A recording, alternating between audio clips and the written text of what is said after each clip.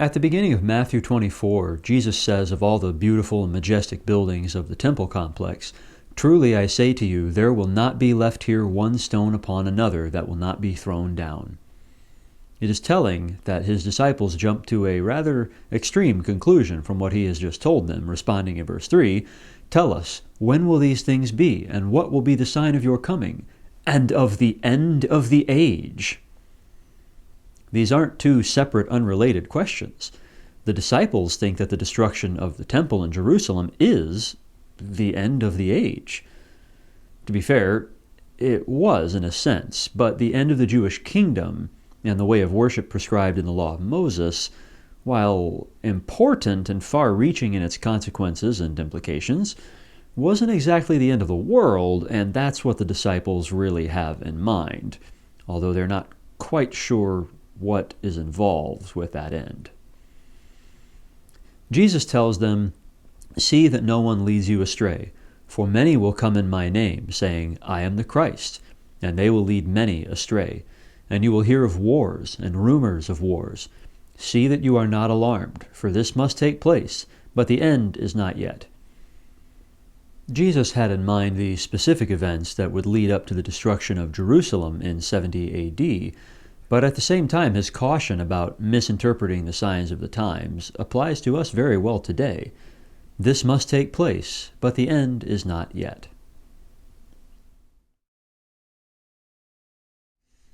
We live in a time of apparent upheaval and division, and there are forces at play with a vested interest in tearing us apart, frightening us, getting us riled up, and ultimately leading us to act differently than we otherwise would have. Usually, these people are after one or another form of power. They're not the specific fulfillments of the prophecy we just heard from Jesus, but they exemplify the same sort of dark, selfish, underhanded behavior. And while none would say it outright, their message to the masses is equivalent to, "I am the Christ." They're after your trust, your devotion, your obedience to their will, not because they deserve it, but because they are greedy for power. Most of them have even bought into their own lie and don't see themselves as imposters, but as lights shining in darkness, healers of the sick, rescuers of those in danger, champions of the oppressed. Don't buy it. See that no one leads you astray.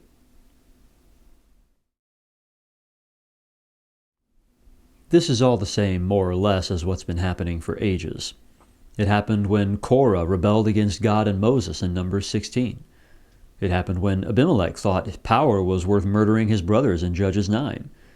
It happened when Absalom sweet-talked his way into the hearts and minds of his father's subjects in 2 Samuel 15. It happened when Johanan led the remaining people of Judah down to Egypt against God's explicit instructions through his prophet in Jeremiah 43. It happened when Haman turned the hearts of the Persian king and the populace against the nation of the Jews in Esther 3, and when local rulers continually held up the rebuilding of the temple and wall of Jerusalem in Ezra 4 and 5 and Nehemiah 4 and 6. And when Diotrephes set himself against apostolic authority in 3 John, I could go on, but I hope the point is made by now. There will always be someone trying to gain a following and bring the surrounding populace under the yoke of his own will, or her own will. There's biblical precedent for that in 1 Kings 21, 2 Kings 11, and Revelation 2. These tyrants often get their way through persuasion at first. In recent modern history, this category would include Lenin, Stalin, Mussolini, Franco, Hitler. Not the nicest company to keep, and yet demagogues continue to abound today. A major trend is that while they start with persuasion, they're all happy to use force once it becomes available to them. This shouldn't be a surprise, but acknowledging it can help us see through the facade of goodwill.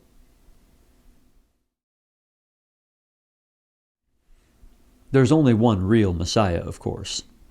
Jesus is the only one who can handle your problems, not some political leader, not some religious leader, not some activist, celebrity, or journalist, not even you yourself. Christians know this, and yet are still led astray and still put their trust in princes, in a Son of Man in whom there is no salvation, to quote from Psalm 146. Much of the reason for this is that we are all stuck living in the physical world while trying to see and act spiritually. The physical bombards us and frightens us, and like Peter walking to Jesus on the water, we begin to doubt and sink beneath the waves.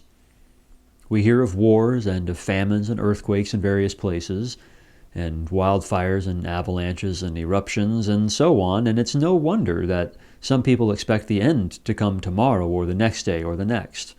It's a scary world out there, and all these are but the beginning of the birth pains. It's never going to stop.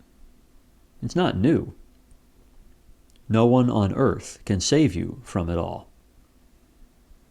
Instead of worrying about the physical evils outside of your control, worry about the spiritual, and focus on being ready when the end really does come. It will be like a thief in the night, but you are not in darkness, brothers, for that day to surprise you like a thief. Be prepared.